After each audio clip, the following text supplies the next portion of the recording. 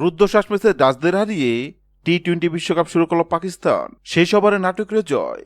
ICC টি-20 বিশ্বকাপের উদ্বোধনী ম্যাচেই উপহার মিলল টানটান উত্তেজনার। নেদারল্যান্ডকে 3 উইকেটে হারিয়ে দারুণভাবে শুরু করল পাকিস্তান।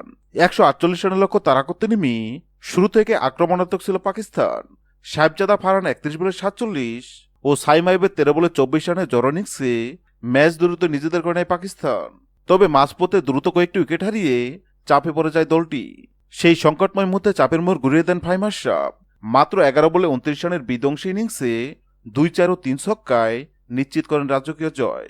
শেষ পর্যন্ত 19.3 ওভারে 7 উইকেট হারিয়ে লক্ষ্য ছুঁয়ে ফেলে পাকিস্তান। এর আগে নেদারল্যান্ড 19.5 ওভারে 147 রান করে পাকিস্তানের হয়ে বলাতে উজ্জ্বল ছিলেন সালমান মির্জা। 3 উইকেট নিয়ে প্রতিপক্ষকে চাপে রাখেন। উদ্বোধনী ম্যাচে এমন রুদ্ধশ্বাস জয় টি-20 বিশ্বকাপ যেন আরো রোমাঞ্চ ছড়াতে যাচ্ছে, তার ইঙ্গিত দিল পাকিস্তান নেদারল্যান্ড লড়াই। হ্যাঁ দর্শক, যদি ভিডিওটি ভালো লাগে লাইক দিবেন এবং সাবস্ক্রাইব আমাদের চ্যানেলের সঙ্গে থাকবেন। ভিডিওটি দেখার জন্য আপনাকে অসংখ্য ধন্যবাদ।